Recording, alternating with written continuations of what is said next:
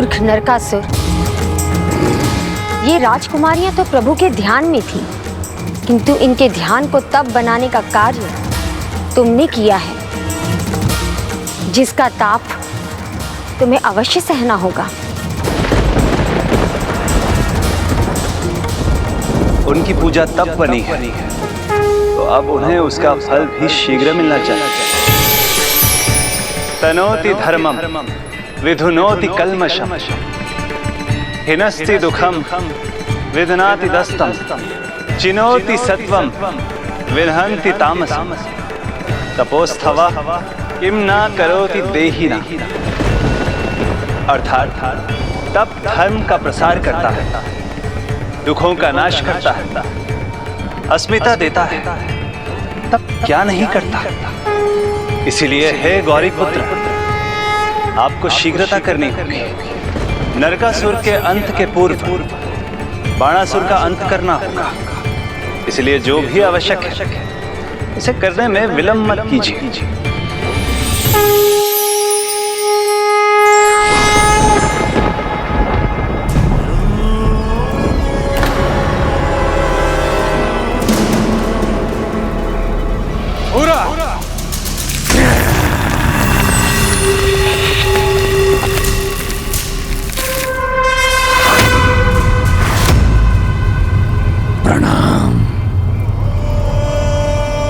इस अग्नि के ताप में इन सभी की सारी भक्ति भी पिघल जाएगी। फिर ये मुझसे विवाह करने के लिए तैयार हो जाएंगे। जाओ, जाकर कह दो मेरे मित्र बाणासुर से कि उसके मित्र का विवाह होने वाला है। क्या हुआ? तप पर मेरा ताप भारी पड़ने लगा? सोच लो, ध्यान से सोच लो, क्या करना चाहती हो? मेरी अग्नि में जलकर भस्म होना चाहती हो या फिर मेरी रानी बनकर सुख ऐश्वर्य पाना चाहती हो? मेरी मानो, विवाह का जोड़ा पहनो और आ जाओ राजसभा में।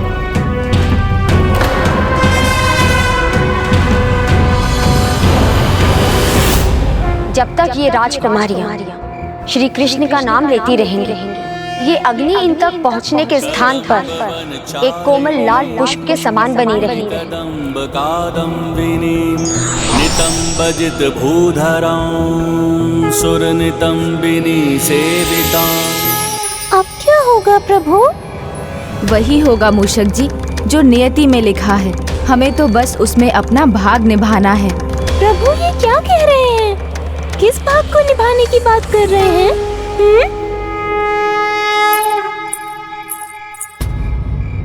चित्रलेखा जी, देखो मैं किसे लेकर आई हूँ, तुम्हारे स्वप्न के राजकुमार अनिरुद्ध को।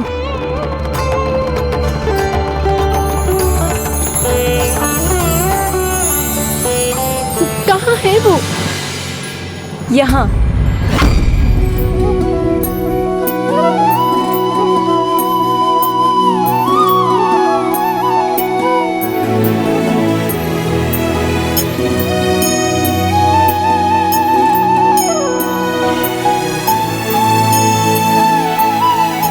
ये क्या किया आपने चित्रलेखा जी?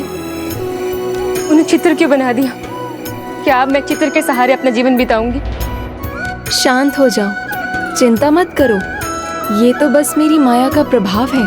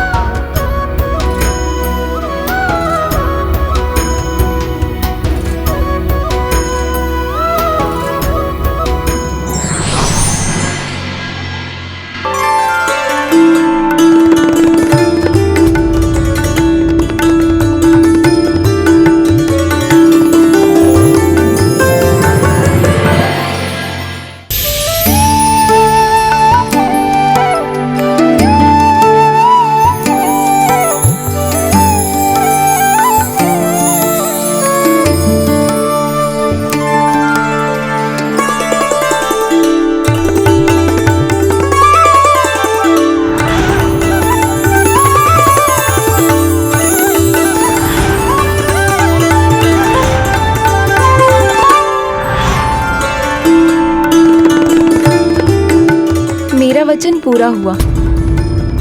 आप दोनों आमने सामने आ गए, अब मुझे प्रस्थान करना चाहिए। ये भेंट तो स्वयं नियति ने रची थी, तभी तो प्रभु श्री कृष्ण के होते हुए भी मैं इसमें सफल हुई।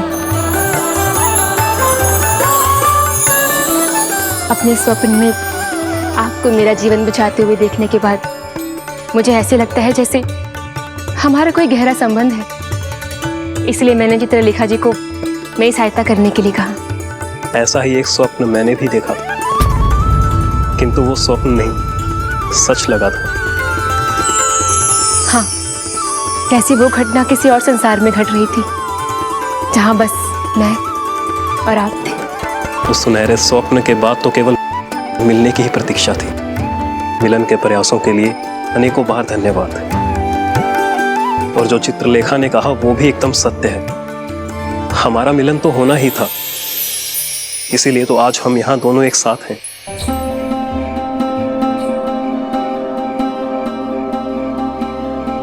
यहाँ तो हम एक साथ हैं, किंतु यहाँ के बाहर हमारा एक होना बहुत कठिन है। मुझे नहीं पता पिताजी इस बात के लिए मानेंगे या नहीं, हमारा विवाह हो पाएगा या नहीं। मैं वचन देता हूँ, चाहे कितनी भी मुश्किल घड़ी क्यों ना हो, मैं सदैव तुम्हारे साथ रहूंगा। और जब तक तुम्हारे पिताजी हमारे विवाह के लिए मान नहीं जाते, मैं यहाँ से कहीं नहीं जाऊंगा।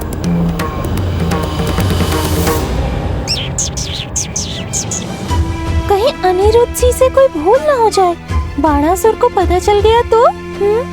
अब इन सभी चिंताओं से आगे जाने का समय है मूषक जी। तो प्रभु हमें क्या करना है, ये तो बताइए। कुछ तो कहिए प्रभु, हमें क्या करना है? वही मूषक जी जिसका आपको भय है। बाणासुर को अनिरुद्ध के बारे में बताना है।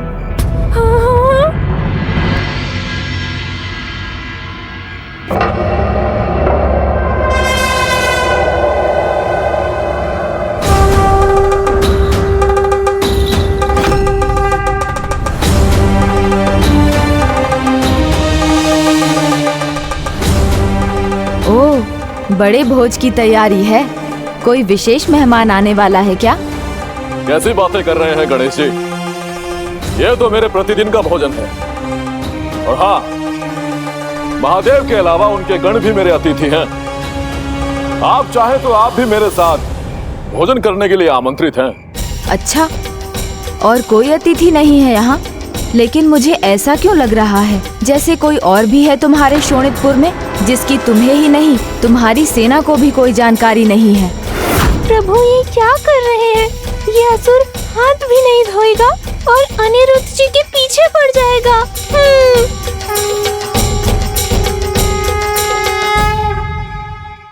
मैं अभी तुम्हारे पिताजी के पास जाता हूँ और हमारे विवाह का प्रस्ताव उनके सामने रखता हूँ।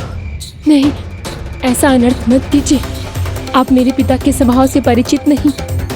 गुस्सा तो उनकी नाक पर रहता है। यदि उन्हें पता चला कि हम पहले ही मिल चुके हैं तो वो बिना सोच विचार किए आप पर प्रहार कर देंगे। उन्हें तो भनक भी नहीं लगनी चाहिए। किसका आभास हुआ आपको गणेश जी? क्यों लगा आपको ऐसा कि शोणितपुर में कोई है? मूषक जी आप ही बता दीजिए ना। मैं क्या बताऊं प्रभु? जो अभी यहाँ आते हुए मार्ग में आपने सुना था। प्रभु मुझसे क्या शत्रुता है आपकी? ये 1000 भुजाओं वाला दुष्ट यदि रुष्ट हुआ तो मुझे मसल कर रख देगा। भैया मूषक जी, क्या सुना था आपने? किसी पुरुष का स्वर था। पुरुष? कहाँ? राजकुमारी उषा के कक्ष में। असंभव!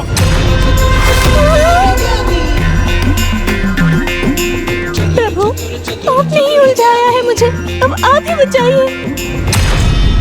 वो स्वर तो मैंने भी सुना था। मेरी आज्ञा के बिना शोणितपुर में कोई नहीं आ सकता। सच है, किंतु महादेव से तुमने ही वरदान मांगा था ना, तुम्हारा सामना किसी योग्य योद्धा से हो जो तुम्हारे 1000 हाथ। उससे पूर्व मैं उसके हाथ काट दूंगा। आपके यहाँ होने का पिताजी को पता चलने से पहले आप यहाँ से निकल जाइए। यदि नियति ने हमें मिलवा ही दिया है तो अवश्य ही उसके गर्भ में कोई बड़ा उद्देश्य होगा। यदि यहाँ कोई आया भी है तो मैं उसे उसके उद्देश्य में सफल नहीं होने दूंगा। सेनापति! जी महाराज। जाओ और महल का चप्पा चप्पा छान मारो। यदि कोई बाहरी दिखाई दे तो उसे घसीट कर मेरे पास लाओ, भले ही वो राजकुमारी के कक्ष में ही क्यों न छुपा हो।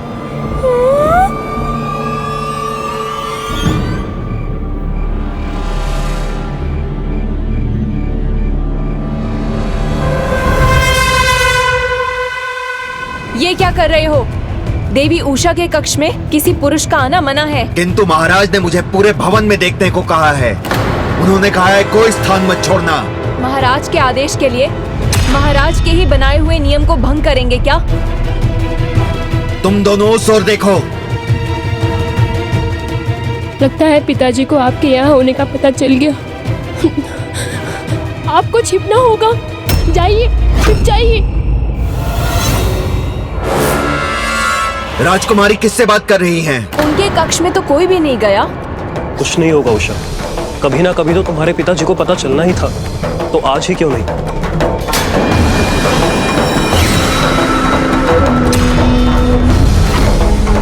कौन हो तुम? यहाँ क्या कर रहे हो? चुपचाप समर्पण कर दो और चलो महाराज बाणासुर के पास।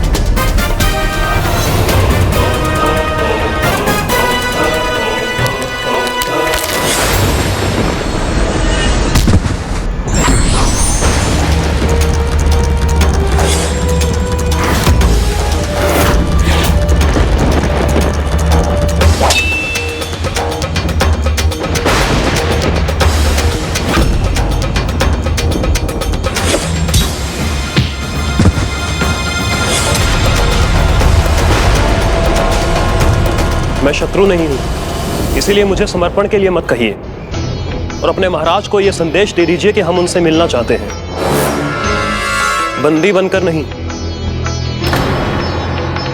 बल्कि उनका अतिथि बनकर।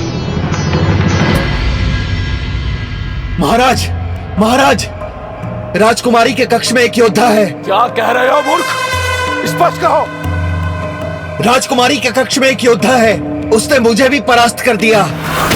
वो आपसे मिलना चाहता है, परंतु बंदी के रूप में नहीं, अतिथि के रूप में।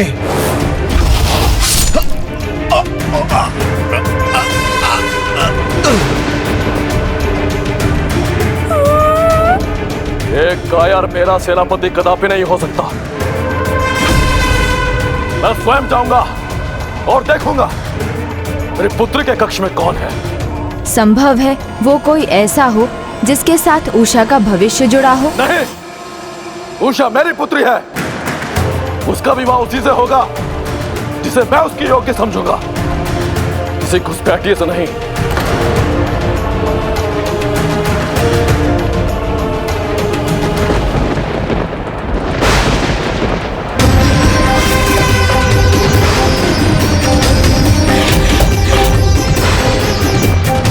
दुस्साहसी, अब तुम्हें तुम्हारे दुस्साहस का दंड मिलेगा।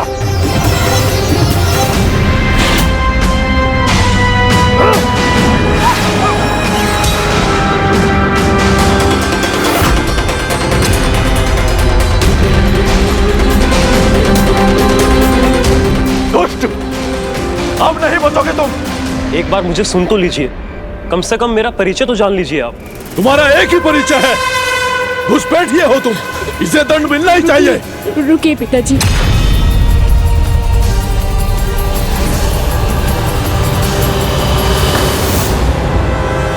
मैं इनसे प्रेम करती हूँ।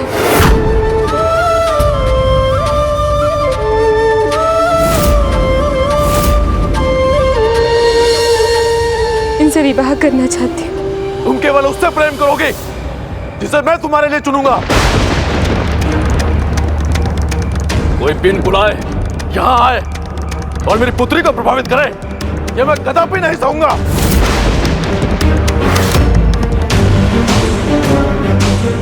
मेरी बात ना सही, कम से कम अपनी पुत्री की बात तो सुन लीजिए आप।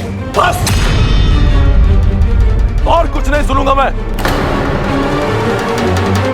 मेरी पुत्री के लिए विवाह प्रस्ताव वो ही रख सकता है जो मुझसे भी अधिक शक्तिशाली हो। जब मुझसे युद्ध कर अपने बल को प्रमाणित करोगे तब सुनूंगा तुम्हारा प्रस्ताव।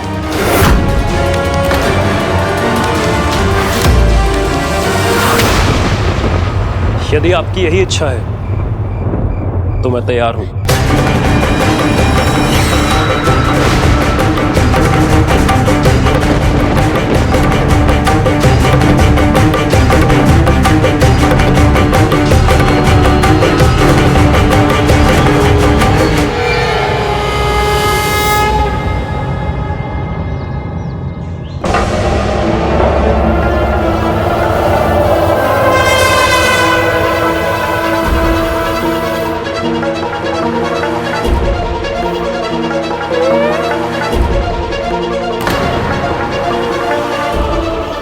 बालक, बाणासुर इतना भी स्वार्थी नहीं है कि एक बालक को पहले ही दांव में परास्त कर दे।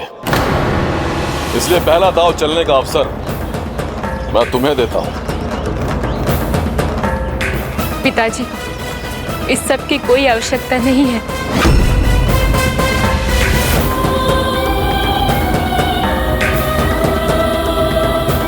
क्या हुआ, भयभीत हो गए? करो वार मुझ पर।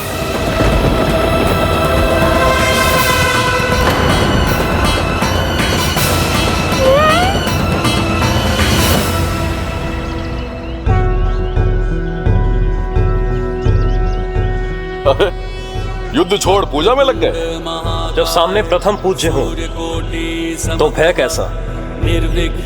उनका नमन किए बिना रण में कैसे उतर जाऊंगा?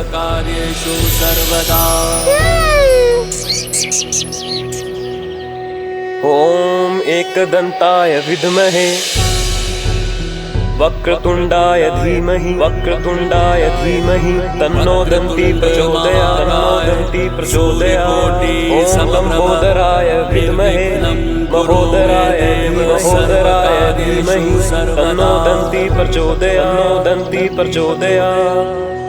बस, यदि तुम्हारी पूजा समाप्त हो गई हो तो युद्ध आरंभ करें।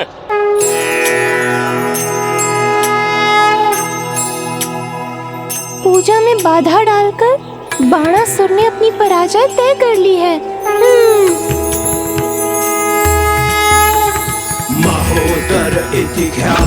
नहीं गणेश जी, आप इसे आशीर्वाद नहीं दे सकते क्योंकि आप मेरे साथ हैं।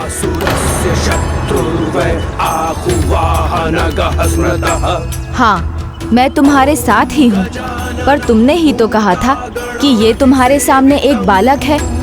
तुम्हें क्या लगता है मेरे आशीर्वाद के बाद ये तुम्हारा सामना कर सकेगा? कहीं तुम्हें इस बात का भय तो नहीं कि ये तुम्हारे 1000 हाथ काट देगा?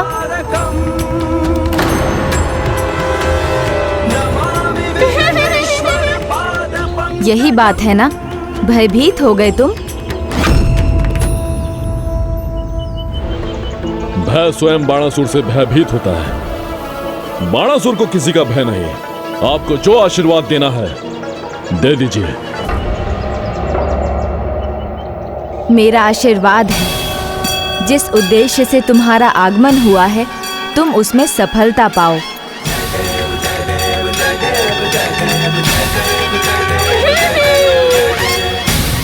बस हो गया, अब करें युद्ध।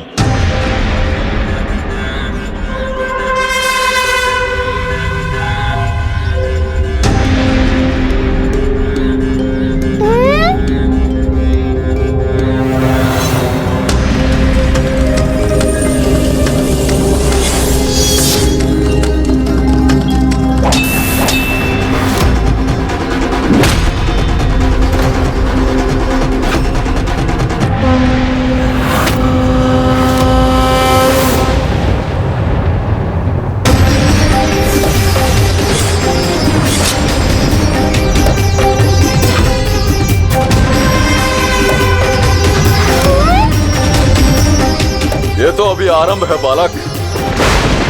धीरे धीरे तुम्हारे शरीर के 1000 टुकड़े करूंगा मैं।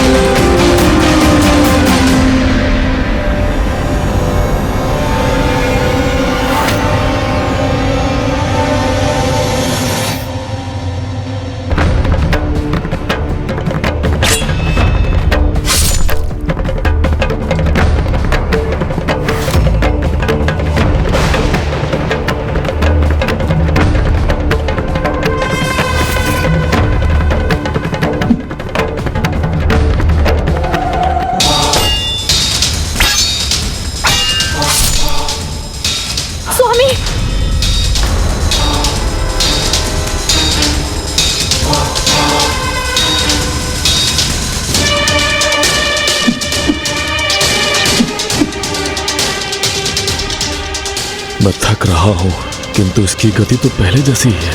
सावधान बाणासुर। एक और बिच्छुओं की पीड़ा और दूसरी ओर उनका क्रोध भी है।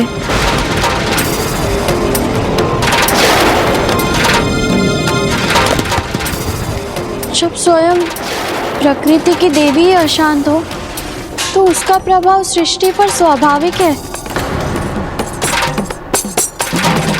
माँ की क्रोध को कोई शांत कर सकता है तो वो बस प्रभु श्री गणेश जी ही हैं।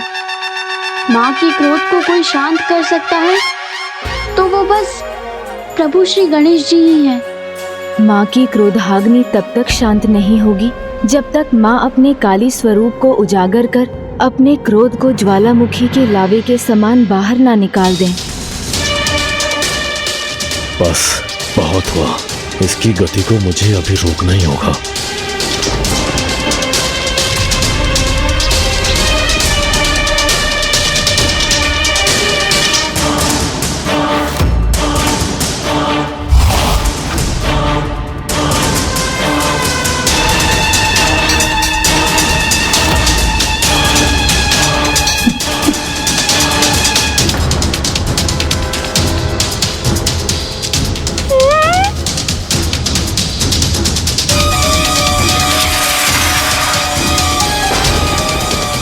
नागभास, ये नागभास का प्रहार कर रहा है।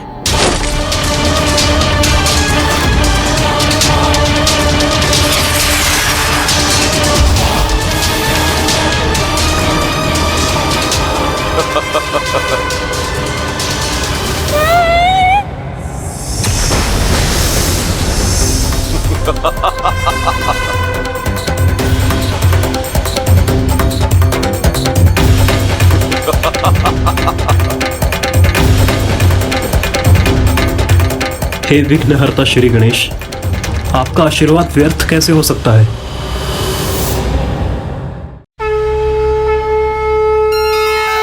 युद्ध के आरंभ में इसने मेरे नाम का उच्चारण किया था, मेरी पूजा की थी।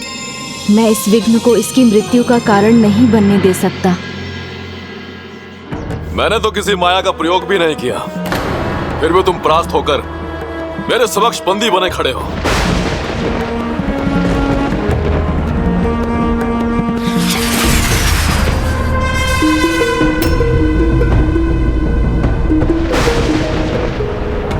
किंतु शत्रु को बंदी बनाने में नहीं, उसका अंत करने में विश्वास है मुझे।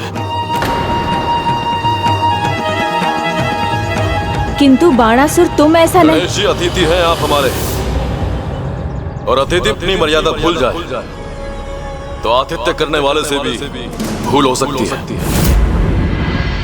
माँ के क्रोध का बाहर आना अब अनिवार्य है।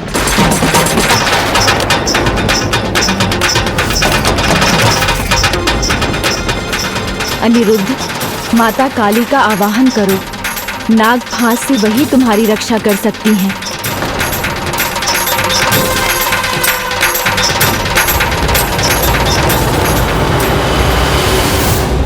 धर्म के तारक, अधर्म विनाशक, दुष्ट संहारक, तुम मंगल कारक। दुष्ट संहारक, तुम मंगल कारक। तुम उमा, तुम कमला, कला निपुण।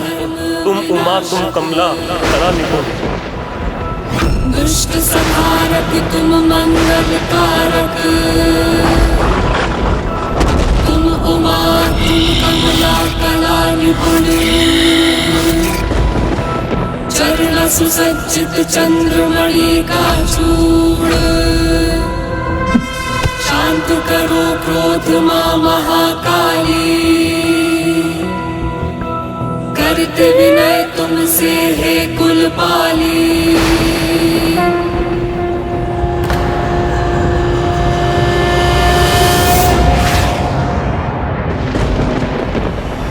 अब कोई सुरक्षा नहीं कर सकता तुम्हारी।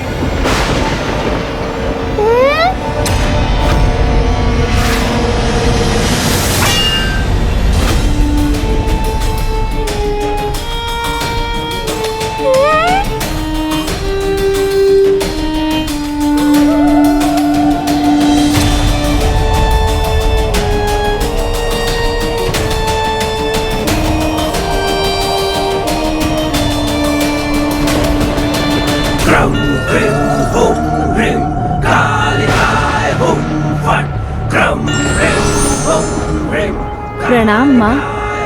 प्रणाम माता।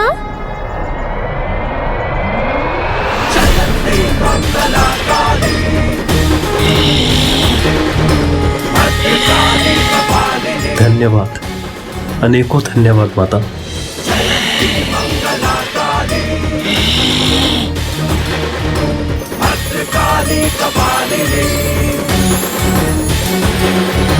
दुर्गा क्षमा शिवा दात्री, स्वाहा स्वधा नमोस्तुते। दुर्गा क्षमा शिवा दात्री, स्वाहा स्वधा नमोस्तुते।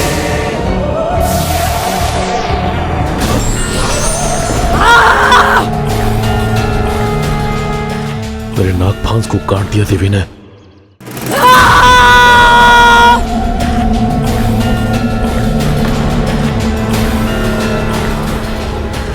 बाणासुर, अब मुझसे तेरी रक्षा कौन करेगा? मुझसे तेरी रक्षा कौन करेगा?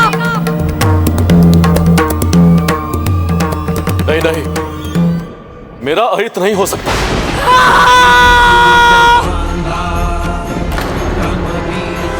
आप मेरे साथ युद्ध नहीं कर सकती, क्योंकि स्वयं महादेव मेरे साथ हैं। यदि माँ इसी तरह आगे बढ़ती रही और बाणासुर ने पिताश्री प्रभु महादेव का आवाहन कर लिया, तो माँ और पिताश्री एक दूसरे के सामने आ जाएंगे, अनर्थ हो जाएगा। नहीं, मैं ये नहीं होने दे सकता। मुझे माँ को रोकने का उपाय करना होगा।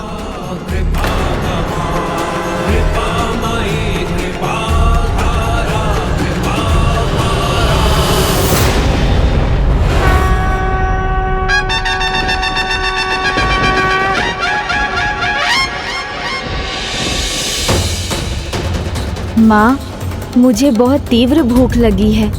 कितने दिनों से आपके हाथों पका कोई पकवान नहीं खाया मैंने माँ।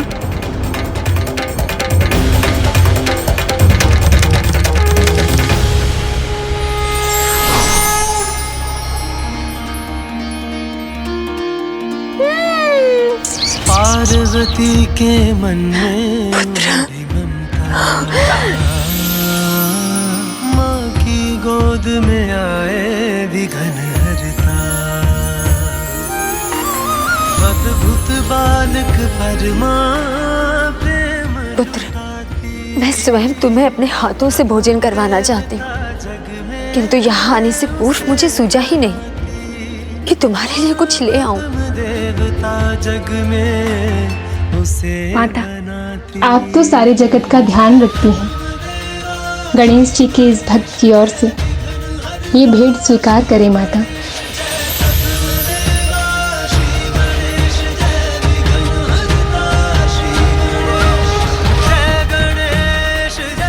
पुत्री, तुमने एक माँ और पुत्र की इच्छा पूर्ण की है, इसलिए मैं तुम्हें आशीर्वाद देती हूँ कि तुम्हारे मन में जो भी इच्छा होगी वो पूर्ण होगी, कि तुम्हारे मन में जो भी इच्छा होगी वो पूर्ण होगी।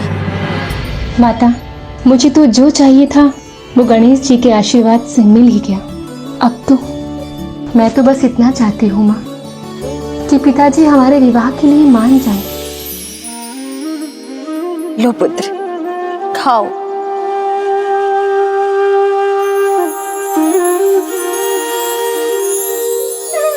माँ की ममता तभी तृप्त होती है जब उसकी संतान उसके हाथों से भोजन कर तृप्त होती है। आपकी ममता तो संसार को हमेशा सीख देती है कि माँ कितनी भी व्यस्त क्यों ना हो, किसी भी कारण से कितनी भी क्रोधित क्यों ना, संतान की पुकार सुनते ही अपना सब कुछ त्याग कर संतान के सुख की कामना करती है। माँ, आप ऐसे ही जगत जननी नहीं। प्रणाम माता। मेरे प्राणों की रक्षा के लिए आपको अनेकों बार धन्यवाद। पुत्र, भक्त भी संतान के समान ही होता है और भक्ति भाव से तुमने मेरा नाम स्मरण किया तो भला मैं तुम्हारी रक्षा के लिए क्यों ना आती। यदि आपने यही निर्णय लिया है तो आपको आपके स्वामी के साथ युद्ध करना होगा। आपको आपके स्वामी के साथ युद्ध करना होगा। शिव और शक्ति का तो युद्ध नहीं चाहते होंगे आप, इसलिए उचित होगा कि आप यहां से चले जाएं। इसलिए उचित होगा कि आप यहां से चले जाएं।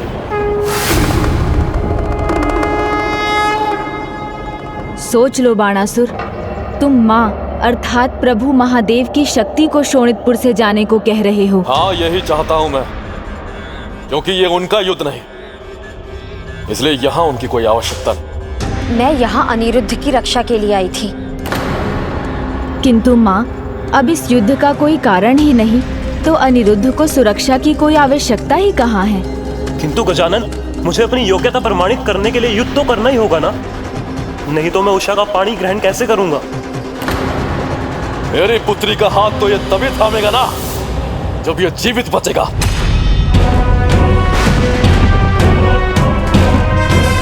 बाणासुर, अनिरुद्ध ऐसा योद्धा नहीं जो तुम्हारा सामना कर सके।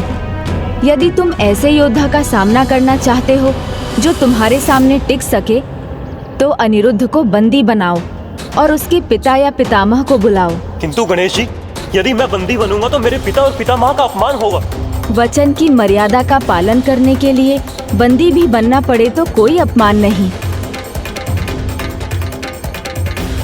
बुद्धि के देवता यदि कुछ सुझाव दे रहे हैं तो अवश्य ही उसके पीछे कोई बड़ा कारण होगा। मुझे स्वीकार है, मुझे स्वीकार है।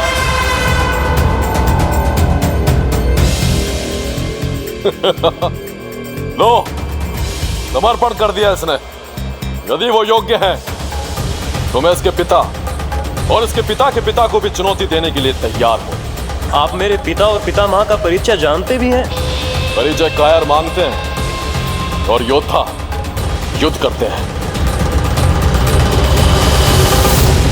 मुझे कोई भय नहीं, मेरे समक्ष जो भी आएगा वो पराजित होकर ही जाएगा। यदुवंश से हूं मैं और मेरे पिता का नाम है प्रद्युम्न और मेरे पितामह का नाम है द्वारिकाधीश श्री कृष्ण। द्वारिकाधीश श्री कृष्ण।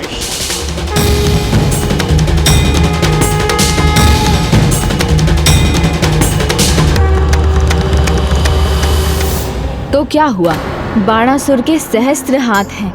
ऐसे महान योद्धा को श्री कृष्ण का कोई भय नहीं। सत्य कहा गणेश जी ने, बाणासुर को किसी का भय नहीं। मैं बाणासुर द्वारकाधीश श्री कृष्ण को भी युद्ध की चुनौती देता। श्री कृष्ण को भी युद्ध की चुनौती देता। नारायण नारायण।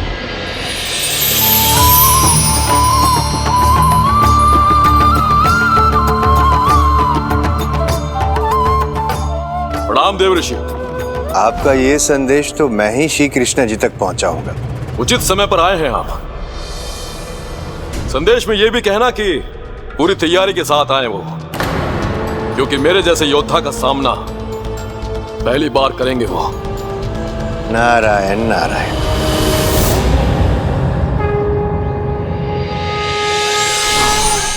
नारायण नारायण। प्रणाम प्रभु, प्रणाम माते। क्षमा कीजिएगा, बिना सूचना दिए ही मैं यहाँ पे आ गया, किंतु ये एक संदेश देना अति आवश्यक है।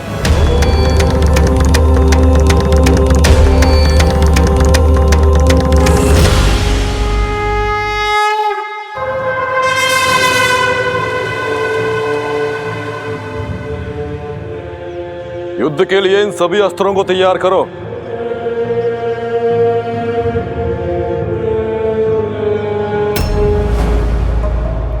यह स्थान योद्धाओं का है, स्त्रियों का नहीं। हम भावी युद्ध की तैयारी कर रहे हैं। मैं जानती हूँ स्वामी, और ये भी जानती हूँ कि इस युद्ध का केवल एक ही परिणाम संभव है, आपका विनाश। पत्नी मेरी हो और विजय की कामना शत्रु की कर रही हो, मनोबल गिराने आई हो मेरा यहाँ। क्या यही धर्म है एक धर्म पत्नी का? पत्नी धर्म ही तो निभाने आई हूँ स्वामी, इसलिए आपको आपके विनाश से रोक रही हूँ। भला ईश्वर से भी कोई विजय पा सकता है क्या?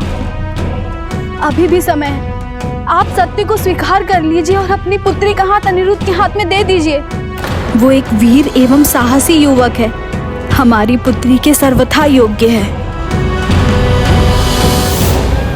प्रभु, यदि आज्ञा हो तो मैं प्रस्थान करूं? माते। नारायण नारायण। मैं इसी पल की प्रतीक्षा कर रहा था, इसीलिए मैं मुस्कुरा रहा था। आप जानना चाहती थी ना कि आप मेरे लिए कितनी महत्वपूर्ण है। बस, युद्ध का तुम्हें कोई अनुभव नहीं, इसलिए तुम्हारे सुझाव का कोई महत्व नहीं। शांत हो जाओ और जाओ यहां से। आपकी अर्धांगिनी को आपकी चिंता करने का भी अधिकार नहीं है।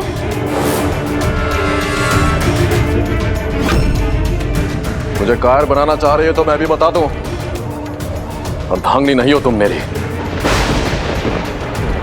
अभी तू वो अर्धांग हो जो मेरे लिए व्यर्थ है।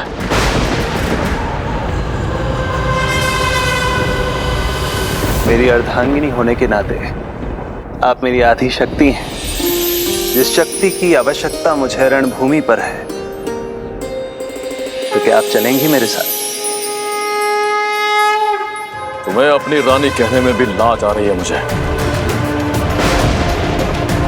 आज से मेरे जीवन में तुम्हारा कोई महत्व नहीं।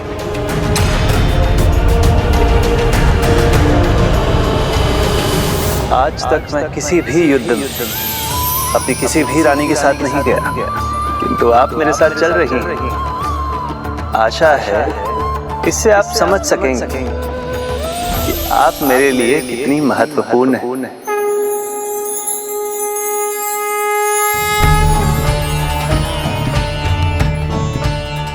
मुझे विश्वास था बिना मुझसे मिले आप लौटेंगी नहीं। स्वामी, आपके बिना कैलाश ही नहीं, आपकी शक्ति पार्वती भी अधूरी है। आपका कैलाश और आपकी अर्धांगिनी दोनों आपकी प्रतीक्षा में है। शीघ्र ही वो समय भी आएगा, मेरा भक्त होकर भी नहीं जान पाया शक्ति के बिना शिव शव है। और उसने तो अपनी शक्ति अर्थात अपनी अर्धांगिनी से विलग होकर अपनी शक्ति भी आदि कर ली। तो आपकी ये अर्धांगिनी कैलाश में आपकी प्रतीक्षा करेगी।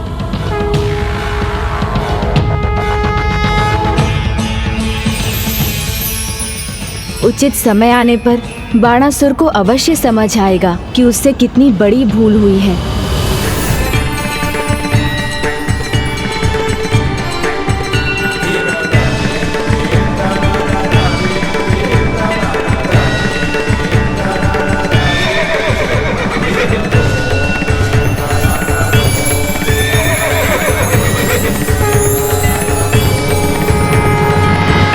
योद्धा अपने शब्दों से नहीं, अपने अस्त्रों से बात करते हैं।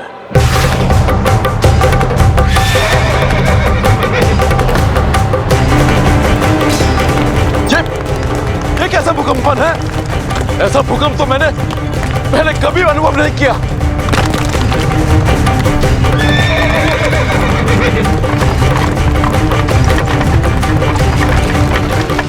क्या कारण हो सकता है इसका? प्रभु, युद्ध भूमि पर पहले आपको जाना होगा। किंतु बाणासुर, युद्ध तो तुम करना चाहते थे, अपने से अधिक शक्तिशाली योद्धा से। हाँ, वही कर रहा हूं प्रभु। अभी आपका बल भी मेरा ही बल है ना, इसलिए मैं चाहता हूं कि आप मेरी ओर से आगे जाएं। इसलिए मैं चाहता हूं कि आप मेरी ओर से आगे जाएं।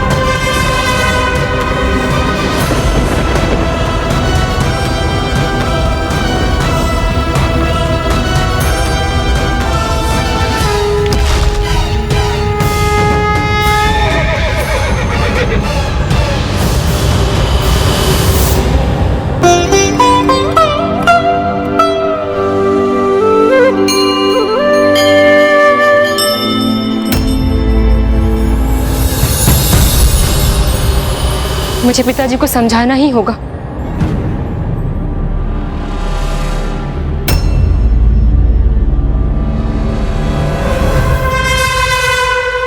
क्या समझाना चाहती हो मुझे पुत्री? पिताजी, देखिए कितनी विशाल सेना है, और देखिए कौन नेतृत्व कर रहे हैं इस सेना का।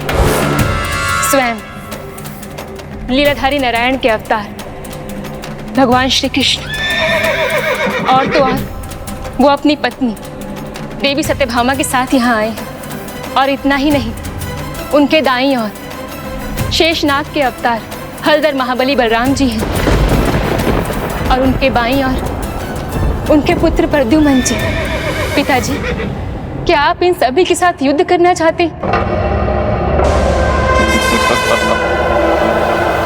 बस, तुमने उनकी सेना तो देख ली, अब मेरी सेना भी देख लो।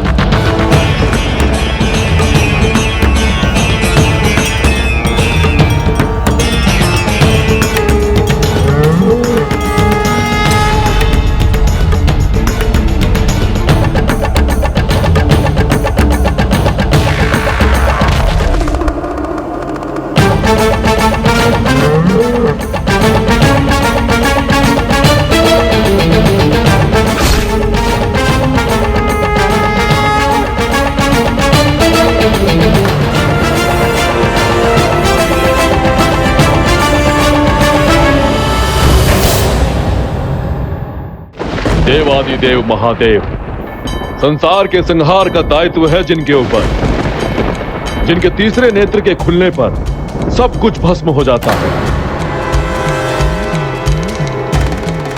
इनके दाएं ओर है महादेव का भार अपने ऊपर उठाने वाले अपार बल के स्वामी, ज्ञान और बुद्धि के प्रतीक, महादेव के सर्वप्रिय भक्त नंदी।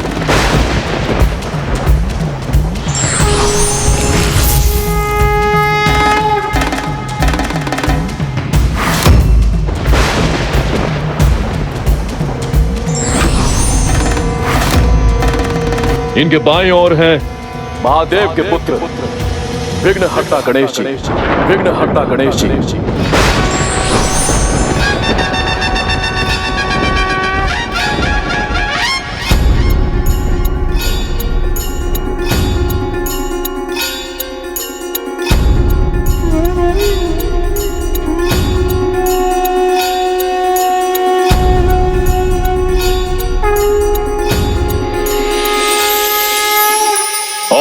पीछे है शिवगणों की सेना।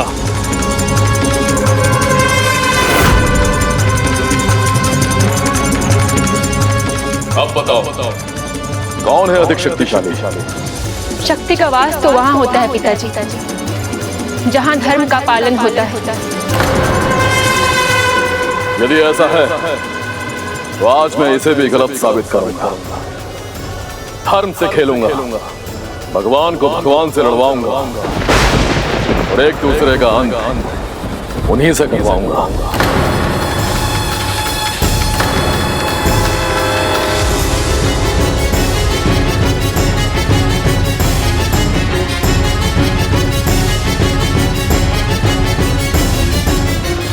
आज हरिहर को अलग करवा दूंगा।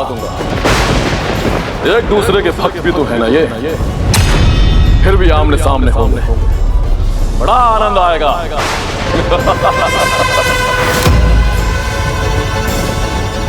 आनंद नहीं पिताजी, ये तो पाप है।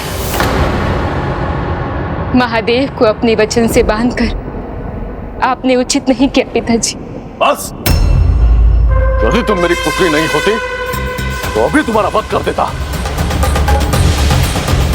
और जो यहां हो रहा है उसका कारण भी तुम हो। अपने प्रेमी को सबसे छिपाकर और राजभवन में उसे प्रवेश दिलवाकर स्वयं को और अपने परिवार को तुमने कलंकित किया है। और अब तुम मुझे धर्म और अधर्म का पाठ सिखा रही हो। प्रेम किया है मैंने पिताजी, और सच्चा प्रेम निष्कलंक होता है।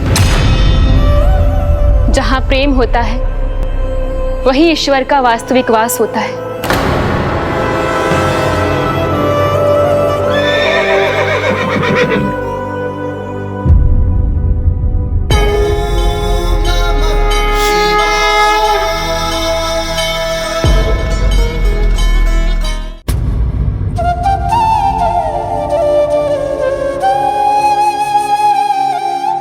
ये है सच्चा प्रभु प्रेम और भक्ति। दोनों प्रभु युद्ध भूमि में युद्ध करने आए, किंतु यहाँ एक दूसरे की भक्ति में डूब गए हैं। जैसे युद्ध भूमि को ही दोनों ने मंदिर बना दिया हो। ये निस्वार्थ प्रेम और भक्ति भाव से ही संभव है।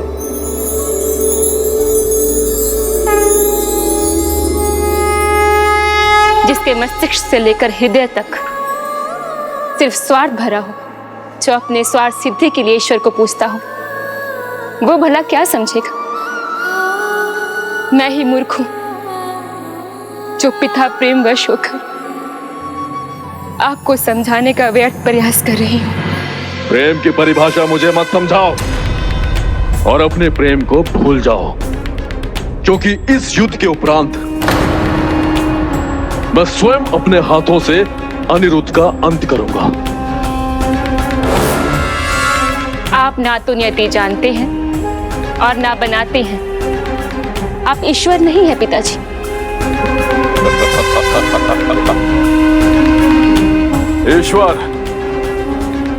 ईश्वर तो ये है जिन्हें आज मेरे लिए युद्ध करना होगा। पिताजी, प्रभु महादेव और प्रभु कृष्ण के संबंध को समझने का प्रयास कीजिए पिताजी। युद्ध भूमि में ना कोई किसी का मित्र होता है, ना ही परिवार। वहां तो केवल एक योद्धा होता है जो अपने विरोधी के विरुद्ध युद्ध कर युद्ध धर्म का पालन करता है। आज इन्हें भी युद्ध धर्म का पालन करना होगा।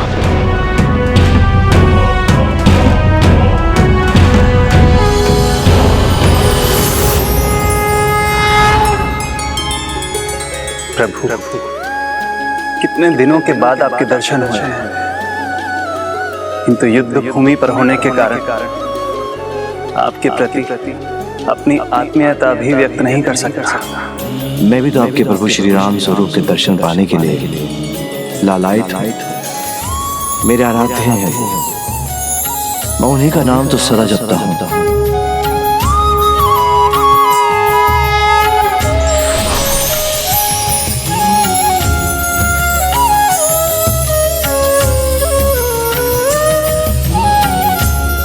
प्रणाम प्रभु। प्रभु मुझे महाशिव स्वरूप में दर्शन देने की कृपा कीजिए। शिवो महेश्वरः शंभुः पिनाकी शशिशेखरः वामदेवो विरूपाक्षः कपर्दिनीललोहितः शङ्करशूलपाणिश्च खट्वाङ्गी विष्णुवल्लभः क्षिपिविष्टो अम्बिकानाथः श्रीकण्ठो भक्तवत्सलः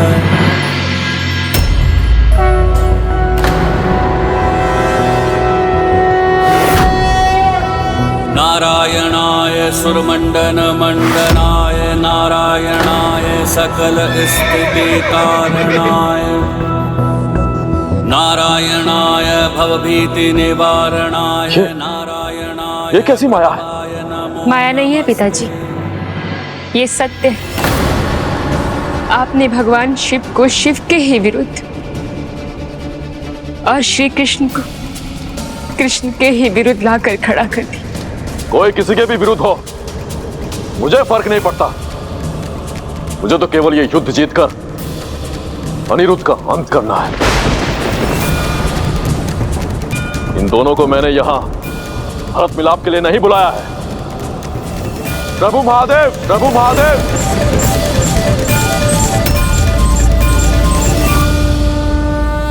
खड़े मत रहिए। शत्रु है सामने, उसे मित्र मत समझिए।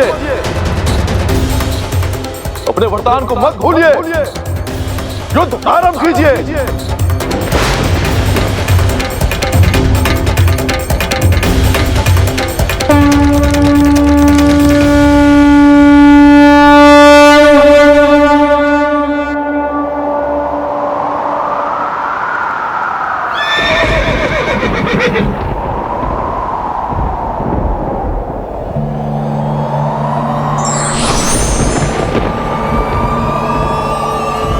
युद्ध की तैयारी करो।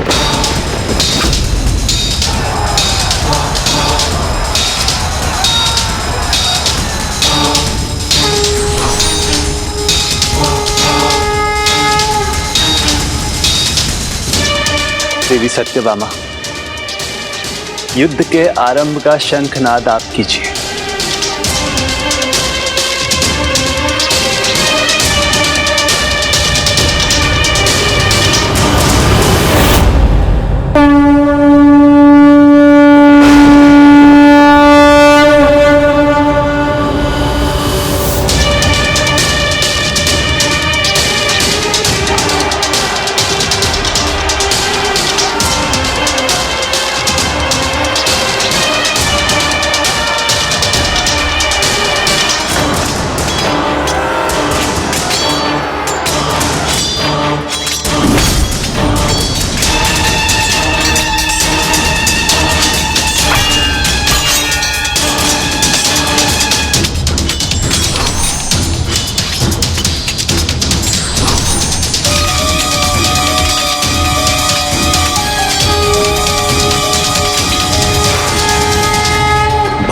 विशाल शस्त्र।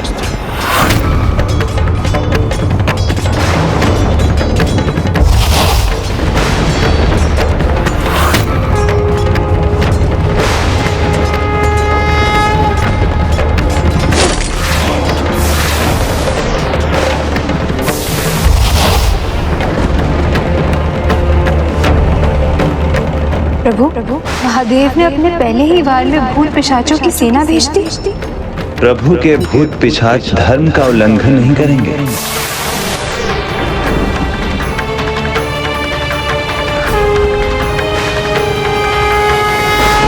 धर्मास्त्र, धर्मास्त्र।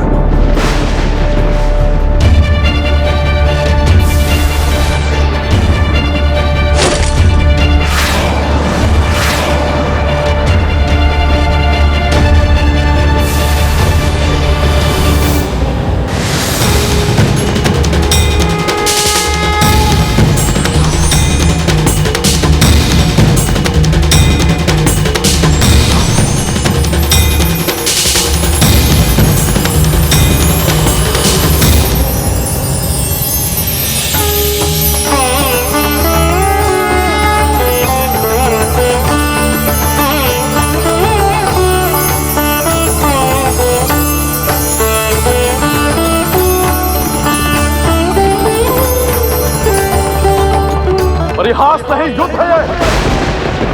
तुम्हें व्यर्थ किए बिना शिव ज्वर अस्त्र का आह्वान कीजिए जो असहनीय ताप उत्पन्न करेगा।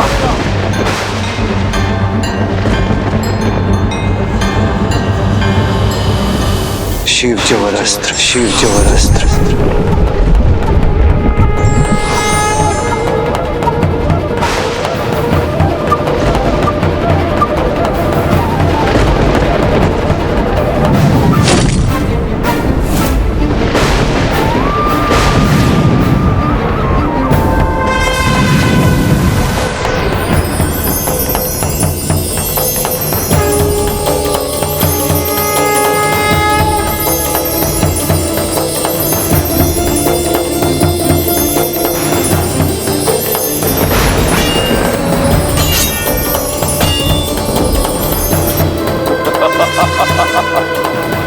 अब आया ना युद्ध का आनंद। स्वामी, इस ताप का सामना कैसे करेंगे आप? नारायण ज्वरस्त्र, नारायण ज्वरस्त्र प्रभु के अस्त्र के ताप के बराबर की शीत उत्पन्न करेगा।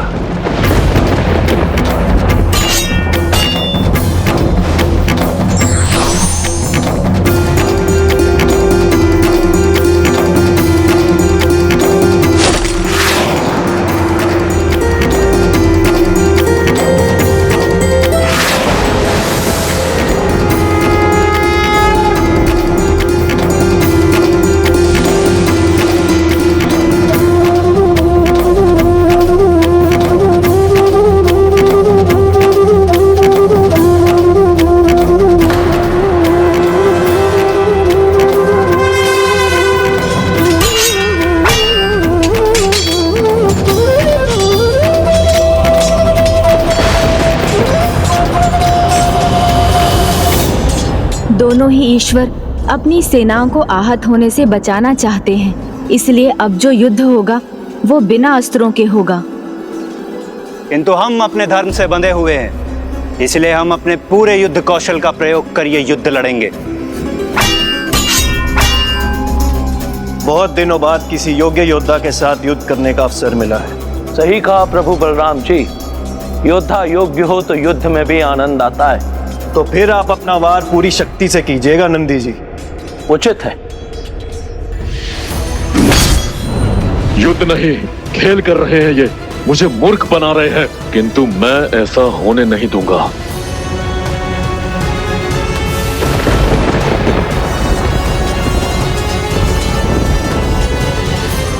महादेव, आप श्री कृष्ण पर कठोर प्रहार कीजिए, अपने घातक शिवास्त्र का प्रयोग कीजिए।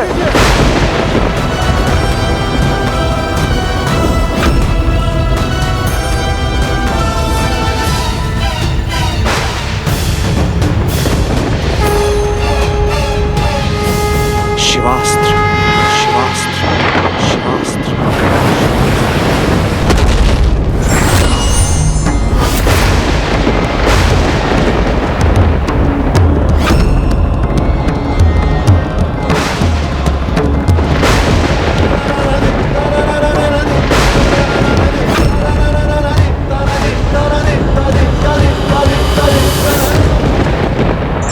ज्ञानी कर्म करने के पूर्व परिणाम का विचार करते हैं और अज्ञानी कर्म करने के पश्चात।